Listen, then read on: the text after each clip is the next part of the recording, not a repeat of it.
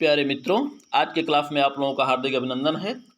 ठीक है, आज हम लोग फिर वही बहुविकल्पीय प्रश्नों को हल करेंगे। एक बार मित्रों फिर से आपसे वही कहेंगे कि बहुविकल्पीय प्रश्नों को का सही यानी अच्छे मार्क्स प्राप्त करने के लिए मित्रों, बहुविकल्पीय प्रश्न एक ऐसा प्रश्न होता है जहां पर जो है आपको या तो पूरा या तो जीरो समझ लीजिए।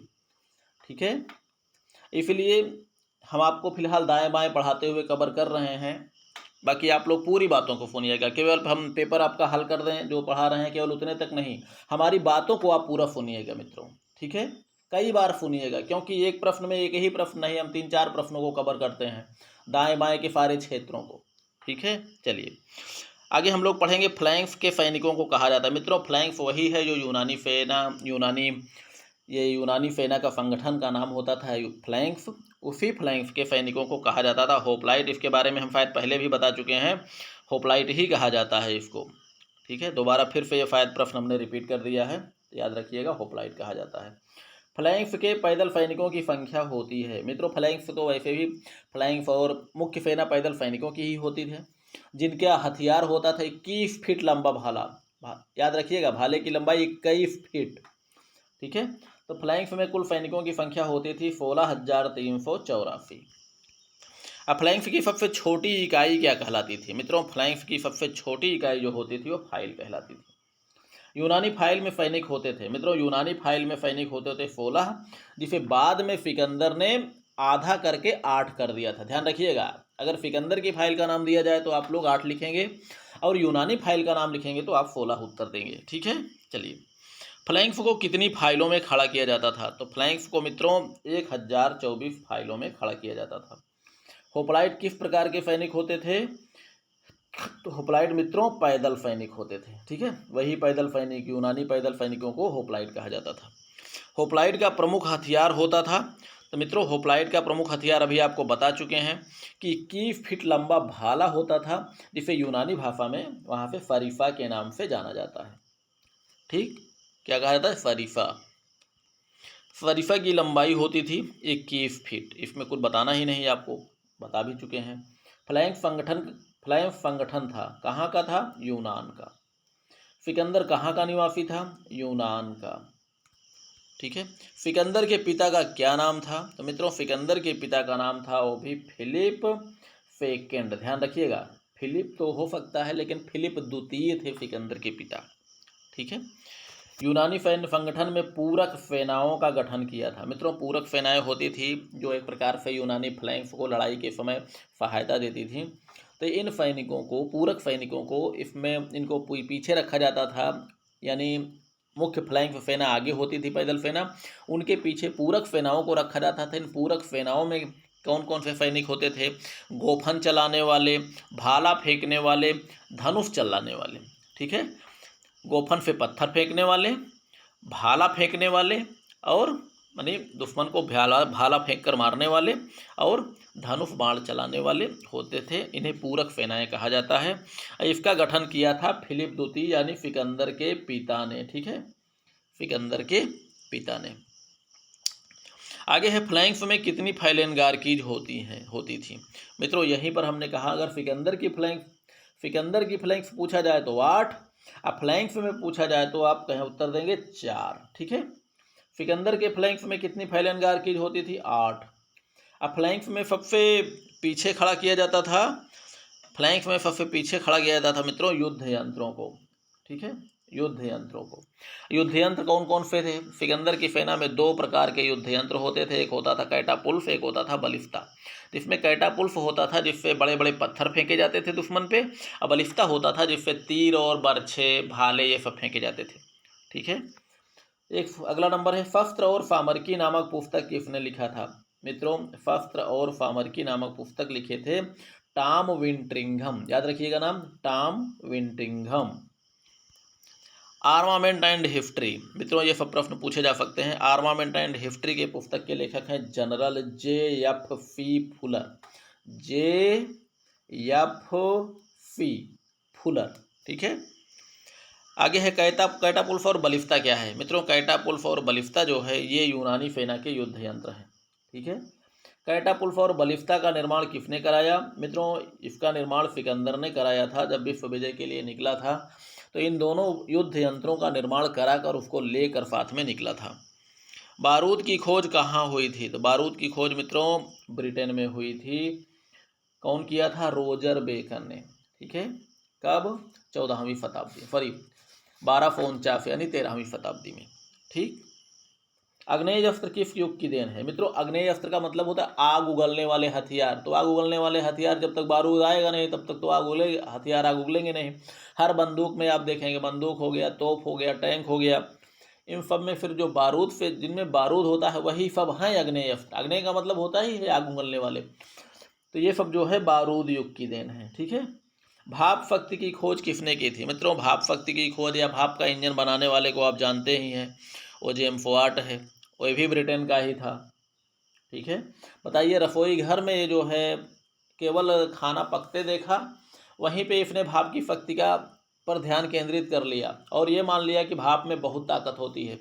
ऐसा नहीं था कि उसके पहले किसी के घर में खाना नहीं बनता था, लेकिन अब निठल्ला व्यक्ति जो हमेशा रसोई में घुसा रहता था, जिसे हम लोग कहते हैं जब देखा घर में घुस रहा था, तो उसी तरह था जेम्स वाट। लेकिन देखिए घर में घुसे घुसे ही वो वैज्ञानिक बन गया। ठीक है। चलिए, विश्व का पहला तोपची था। मित्रों विश्व का पहला तोपची सुल्तान मोहम्मद द्वितीय को कहा जाता है, जो कहाँ के थे? टर्की के। टर्की भी कहते हैं उसको, तुर्की भी कहते हैं, इसलिए आप लोग डिस्टर्ब मत होइएगा। ठीक। युद्ध का देवता कौन था? मित्रों युद्ध का देवता था नेपोलियन। ठीक है, युद्ध का देवता नेपोलियन था। सर्वप्रथम सामुद्रिक शक्ति पर ध्यान देने वाला राष्ट्र कौन था? मित्रों ब्रिटेन। ब्रिटेन ही था जो सर्वप्रथम सामुद्रिक शक्ति पर अपना ध्यान केंद्रित किया और अपने यहाँ भाप की शक्ति का प्रयोग करके बाद में व्यापार करने के लिए पूरे विश्व में निकल पड़ा था भ्रमण करते हुए। ठीक है। सबसे पहले औद्योगिक क्रांति हुई, ज़रूरत से ज़्यादा सामान पैदा होने लगा, जो ज़्यादा होने लगा तो उसकी बिक्री करने के लिए यही निकला था एशिया और अफ्रीकन कंट्री में। ठीक है। इसी ने जो है पहले हमारे यहाँ व्यापारिक बन के आया ईस्ट इंडिया कंपनी के नाम से। बाद में यहाँ की जब व्यवस्था देखा तो दिमाग में लालच आ गया और सोचा कि यहाँ पर तो हम कब्जा भी कर सकते हैं। अंत में किए भी वही। सेना पेट के बल चलती है, यह कथन किसका है? मित्रों यह कथन है युद्ध के देवता नेपोलियन का। सशस्त्र राष्ट्र राज्य एवं जन सेना के जन्मदाता कौन थे? नेपोलियन। ठीक है, याद रखिएगा। युद्ध में टेक्नोलॉजी का प्रारंभ किस युग की देन है? तो मित्रों युद्ध में टेक्नोलॉजी का प्रारंभ उस समय से प्रारंभ हुआ जब बारूद का आविष्कार कर लिया गया, बारूद का निर्माण कर लिया गया। ठीक है, तो बारूद युग की देन है युद्ध में टेक्नोलॉजी। निम्न में सामुद्रिक शक्ति का विचारक कौन है? तो मित्रों सामुद्रिक शक्ति का इकलौता विचारक है महान एटी महान, अल्फ्रेड थेयर महान, जो कि अमेरिका के हैं। अगला है आधुनिक डिवीजन पद्धति के जन्मदाता कौन है? तो मित्रों आधुनिक डिवीजन पद्धति का जन्मदाता जो है वो है नेपोलियन बोनापार्ट, वही युद्ध का देवता। मित्रों बहुत सारी खासियतें हैं, तभी इनको युद्ध का देवता कहा जाता है। नेपोलियन की सेना की प्रति मिनट गति कितनी थी? यानी नेपोलियन की सेना 1 मिनट में कितना गति से चलती थी? तो मित्रों 1 मिनट में 120 कदम चलती थी। ठीक है, 120 कदम। ठीक। उच्च मनोबल के कारण युद्ध में नेपोलियन कितने सैनिकों के बराबर होता था? मित्रों इसको अभी पहले पढ़ चुके हैं, 40,000 सैनिकों के बराबर होता था। इसके पहले वाले पार्ट में पढ़ चुके हैं। हर पार्ट आप लोग क्रम से पढ़िएगा, इतना ध्यान रखना। नेपोलियन के जीवन का अंतिम युद्ध था, कौन सा था? वाटरलू, 1815। ठीक है। इसी युद्ध में जो है जनरल वेलिंगटन ने बंदी बनाकर सेंट हेलेना नामक जो है एक निर्जन टापू पे इनको छोड़ दिया था, जहाँ पर 6 वर्षों बाद बीमारी से इनकी मृत्यु हो गई थी। हालांकि नेपोलियन बूढ़ा भी हो गया था। सबसे ज़्यादा युद्ध लड़ने वाला अगर माना जाता है तो नेपोलियन को माना जाता है। ठीक है। नेपोलियन की मृत्यु कहाँ हुई थी? तो मित्रों नेपोलियन की मृत्यु हुई थी सेंट हेलेना टापू पर, जो आपको कई बार हम बता चुके। अपने इस विषय का, चलो बच्चों अपने विषय का नाम आ जाता है। अपने इस विषय का उपयुक्त नाम क्या है? रक्षा एवं स्ट्रैटेजिक अध्ययन। मित्रों सैन्य विज्ञान के नाम से हम लोग जानते जरूर हैं, हम लोग पढ़ते भी हैं, हालांकि वो भी खराब नाम नहीं है, लेकिन वो जो है आज के समय में हमारा ये रक्षा एवं सैन्य विज्ञान जितना विकास कर चुका है और जितना अपने अंदर क्षेत्रों को समेट लिया है, रक्षा और सुरक्षा की संपूर्ण व्यवस्थाओं को, जिसमें अंतर्राष्ट्रीय राजनीति हो गया, संगठन हो गया, इकोनॉमी, रक्षा अर्थशास्त्र हो गया, रक्षा मनोविज्ञान हो गया, यानी रक्षा सुरक्षा संबंधी सारे क्षेत्रों को समेट के रख लिया। संयुक्त राष्ट्र संघ हो गया। ठीक है। फब को समेट के रखा है, इसलिए इसका जो उपयुक्त नाम अब केवल सेनाओं तक सीमित नहीं रह गया है। सेनाओं तक सीमित था, उसमें युद्ध कला, हथियार ये सब होते थे, प्रशिक्षण, तो उसको सैन्य विज्ञान के नाम पे हम लोग उपयुक्त था। लेकिन आज क्षेत्र इतना विस्तृत हो चुका है तो उसे जो है जो उपयुक्त नाम दिया जाए वो रक्षा एवं स्ट्रैटेजिक अध्ययन के नाम से दिया जा चुका है। इतना भी आप याद रखिएगा, ठीक है। सैन्य विज्ञान है मित्रों, सैन्य विज्ञान ये विज्ञान भी है और कला भी है। विज्ञान इसलिए है कि विज्ञान की परिभाषा होती है कि क्रमबद्ध सुव्यवस्थित ज्ञान को विज्ञान कहते हैं। तो मित्रों इसका हम लोग क्रमबद्ध अध्ययन भी करते हैं। और यहाँ आज के समय में वैज्ञानिक हथियारों का भी प्रयोग हो रहा है, जिसमें आप देखेंगे जितने भी यंत्र होते हैं, युद्ध यंत्र मान लीजिए, सब भौतिक विज्ञान की देन है, लेकिन उसमें प्रयोग होने वाला विस्फोटक जो होता है, जहरीली गैसें जो होती हैं, वे सब की सब जो है रसायन विज्ञान की देन है। आज के युद्धों में जो ये जैविक युद्धों में जो जीवाणुओं का प्रयोग होगा, जैसे कोरोना था, मान लीजिए अभी उस युद्ध में प्रयोग नहीं हुआ है, केवल वो पता नहीं कैसे फटक गया, लेकिन तो जो है इतना भयानक रूप संपूर्ण विश्व में भयानक जो है स्थिति ग्रहण कर लिया था। जब उसका लड़ाई में प्रयोग होगा तब क्या होगा। तो ऐसे ही वायरसों का प्रयोग जो किया जाता है, तो वायरस सब क्या है, वायरस बायोलॉजिकल यानी सब जीव विज्ञान की देन है, ठीक है। और कला हम क्यों कहते हैं, कला इसलिए कहते हैं कि मित्रों विज्ञान के सिद्धांत होते हैं जो अपरिवर्तनीय रहते हैं हर क्षेत्र में, लेकिन कला हम लोग कहते हैं क्योंकि युद्ध के जो है जो सिद्धांत होते हैं, हर प्रकार की भूमि पर लड़ने का युद्ध का तरीका अलग होता है। यानी पहाड़ों पे लड़ने की अलग विधि अपनाई जाती है, और ये पानी में लड़ने की अलग विधि है, एयरफोर्स हवाई जहाज हवाई युद्ध की अलग विधि है, प्लेन में मैदान पे अलग विधि है, तो हर जंगलों में अलग विधि है। यानी गुरिल्ला युद्ध, शीत युद्ध, यानी हर प्रकार के युद्ध होते हैं, इसलिए कला भी कहा जाता है, जो कि समय और परिस्थितियों से बदल भी जाता है। मौसम का भी इस पर प्रभाव पड़ता है, वातावरण पर्यावरण का भी प्रभाव पड़ता है, किस मौसम में लड़ने के आदी हैं, किस मौसम में नहीं आदी है, उसका भी प्रभाव पड़ता है, जहाँ पर सेना ताकतवर होकर भी पराजित हो जाती है, ठीक है। जैसे उदाहरण के रूप में हम मान सकते हैं सोवियत संघ का जो साइबेरिया का क्षेत्र है, इतना ठंडा है कि शक्तिशाली होकर भी ना तो नेपोलियन ना ही जो है जर्मनी उसको पराजित कर पाए, ठीक है। वहाँ जाने के बाद बिना दुश्मन के मृत्यु प्राप्त हो गई उनको, बताइए, ठंडी से मर गए। तो ऐसे ही है युद्ध जो है, इसीलिए कला कहा जाता है, ठीक है। चलिए, लड़ाकू व्यक्तियों का प्रशिक्षित समूह कहलाता है। जो प्रशिक्षित समूह है उसको तो हम लोग सेना कहेंगे। राजनीति प्रशिक्षित समूह सेना कहलाती है, लेकिन प्रशिक्षित वो भी राज्य की ओर से रहें तभी। भाई लड़ाकू व्यक्तियों का प्रशिक्षण तो आतंकवादियों को भी दिया जाता है, ठीक है। तो सैन्य विज्ञान के अंतर्गत जो प्रशिक्षित समूह को जिनको वैधानिकता प्रदान की जाती है राज्य की ओर से, वही सैनिक या सेना के रूप में जानी जाती है। राजनीति साध्य है और युद्ध उसका साधन है। मित्रों ये कथन है क्लाज़विट्ज़ का, ठीक है, क्लाज़विट्ज़ का। धनुर्धारी के धनुष से निकला हुआ बाण भले ही किसी को ना मारे, लेकिन बुद्धिमान व्यक्ति के द्वारा किया गया बुद्धि प्रयोग गर्भ में शिशु को भी नष्ट कर सकता है। ये कथन है मित्रों आचार्य कौटिल्य का, जिनके कई नाम हैं, कौटिल्य, चाणक्य, विष्णुगुप्त, इतना सब आप याद रखिएगा। गरीबों का परमाणु बम कहा जाता है। मित्रों बहुत ही इंपॉर्टेंट प्रश्न है। गरीबों का परमाणु बम मित्रों कहा जाता है रासायनिक एवं जैविक हथियारों को। क्यों कहा जाता है? क्योंकि ये मारक क्षमता में तो ये भयानक होते हैं, इनका प्रभाव जो है किसी भी प्रकार परमाणु बम से कम नहीं होता। अब जैविक हथियार के बारे में आप देख लीजिए, जैसे कोरोना है, कोरोना आया ना, संपूर्ण विश्व में तबाही मचा के चला गया, विश्व को आतंकित कर दिया, ठीक है। परमाणु बम तो जिस क्षेत्र में छोड़ा जाएगा केवल उसी क्षेत्र को भी फैला या फिर तबाही मचाएगा। लेकिन लेकिन जैविक हथियार या रासायनिक हथियार, ये दोनों जो है कम कीमत लगती है इसको बनाने में, लेकिन विनाशक क्षमता परमाणु हथियारों से भी ज़्यादा है। इसीलिए इसको कहा जाता है गरीबों का परमाणु बम। ऐसा हथियार, ऐसा विनाशक हथियार परमाणु बम के संपद जिसे गरीब राष्ट्र भी निर्माण कर सके, ठीक है। चलिए, ये जो है रासायनिक और जैविक, ये दोनों हथियारों को कहा जाता है।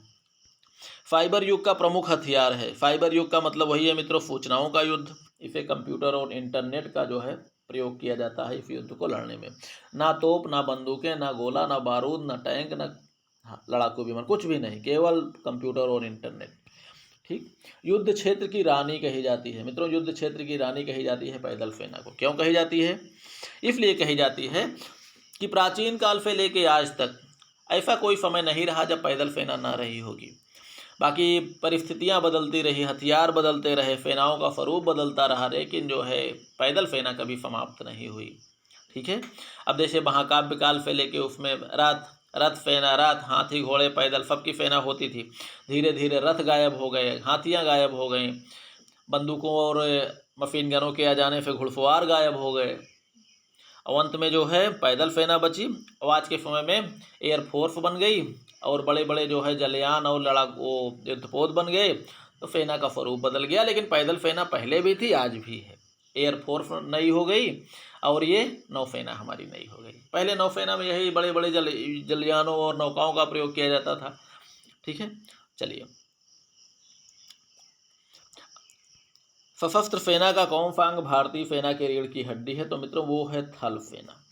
ठीक, सबसे ताकतवर सेना है भारत की थल सेना। भारतीय थल सीमा की लंबाई कितनी है? तो मित्रों लगभग 15,200 किलोमीटर है। इसमें कुछ और भी है, 215, 20 कुछ ऐसे है जो है, तो इसलिए आप लोग बहुत डिस्टर्ब मत होइएगा। तो ये हमने लगभग में दे दिया है 15,200 किलोमीटर। 6100 किलोमीटर लगभग हमारी ये तटीय सीमा की लंबाई है। ठीक, चलिए, भारत की तटीय सीमा की लंबाई है 6100 किलोमीटर। भारत की संपूर्ण समुद्री सीमा की लंबाई है, संपूर्ण समुद्री सीमा का मतलब होता है मित्रों कि ये द्वीपों सहित, क्योंकि समुद्र में हमारे बहुत से द्वीप हैं, लगभग जो जिनकी संख्या कम से कम 600-800 के कम नहीं होंगे, हजारों की संख्या में हो सकते हैं दोनों तरफ ले लिया जाए तो, यानी पूरब और पश्चिम दोनों तरफ। तो इसकी लंबाई लगभग 7500 किलोमीटर है। लेकिन आप इसमें 7500 आगे 2 अक्षर और भी हैं, उसको आप लोग जो है देख लीजिएगा, लेकिन लगभग 7500 है। 75 से कम नहीं है, 7500 कुछ है, 12, 14, 15, 20 जो भी होगा। ठीक है। सशस्त्र सेना के कवचित अंग होते हैं मित्रों। कवचित अंग वही होते हैं टैंक। टैंकों की सेना को कवचित कोर भी कहा जाता है। ठीक है। बख्तरबंद वाहन, बख्तरबंद क्या बोलते हैं, बख्तरबंद का मतलब ही है कवचित। सर्वप्रथम टैंकों का प्रयोग किया गया था मित्रों, सर्वप्रथम टैंकों का प्रयोग किया गया था 1916 के सोमे के संग्राम में। यह प्रथम विश्व युद्ध का ही एक भाग है। अब कब किया गया था, क्यों किया गया था मित्रों? इसलिए किया गया था कि उस समय जो है अन्य मशीनों और तोपों के द्वारा खाई युद्ध प्रारंभ हो गया था। सेनाओं को आगे बढ़ना, पीछे हटना यह कठिन हो गया था। इसीलिए जो है टैंकों के द्वारा टैंकों को कवचित बनाकर इतना कवचित बना दिया गया कि तोपों और जो है मशीन गनों और बंदूकों का उस पर कोई प्रभाव ना हो, डायरेक्ट रौंदते हुए आगे बढ़ जाएं। ठीक, इसीलिए कवच का निर्माण किया गया। कवच के निर्माण में ऐसे वाहन का प्रयोग किया गया जो हर प्रकार की भूमि पर कार्य कर सकता था। तो इसमें जो पहले प्रयोग किया गया था वो वाहन था ट्रैक्टर। मित्रों याद रखिएगा, ट्रैक्टर का प्रयोग किया गया था, क्योंकि ट्रैक्टर ही ऐसा वाहन है जो खेतों में चल सकता है, पानी में चल सकता है। उसी को शक्तिशाली बनाकर, उसी को कवचित करके, उसी को फायर क्षमता प्रदान कर दिया गया, कवच से सुरक्षा प्रदान कर दिया गया। और पहिए में जो है टायर के स्थान पर लोहे के चैन ट्रैक का प्रयोग करके हर प्रकार से उसको जो है अजेय बना दिया गया, शक्तिशाली बना दिया, किसी भी छोटे मोटे अस्त्रों का कोई प्रभाव ना पड़े। ठीक है। चलिए, तो ये कहाँ हुआ था? सोमे का संग्राम, जो कि प्रथम विश्व युद्ध का ही एक भाग है। कब हुआ था? 1916 में। टैंकों का निर्माण किसके दिमाग की उपज थी? तो मित्रों टैंकों का जो निर्माण हुआ है ये ब्रिटिश प्रधानमंत्री उसमें विंस्टन चर्चिल के दिमाग की उपज थी। इन्हीं का दिमाग ज़्यादा काम करता था, लड़ाई में भी और भारत को गुलाम बनाने में भी। अगर इनका बस चलता तो शायद भारत आज़ाद आज भी नहीं होता। भारत का मुख्य युद्धक टैंक, यानी जिसे हम लोग कहते हैं मेन बैटल टैंक, मुख्य युद्धक टैंक, वो है मित्रों इस समय अर्जुन। ठीक, तो मित्रों उम्मीद करता हूँ समझ में ज़रूर आया होगा। बाकी पढ़िए लिखिए, मस्त रहिए। कोई प्रॉब्लम होगी तो आप लोग कमेंट कर सकते हैं, हम तो इंतज़ार करते हैं आप लोगों का कमेंट। ठीक है, प्रयास करते हैं कि आपको सारी सुविधाएं हम प्रदान करें जो हम कर सकते हैं। चलिए मित्रों, लाइक सब्सक्राइब कर दिया करिए।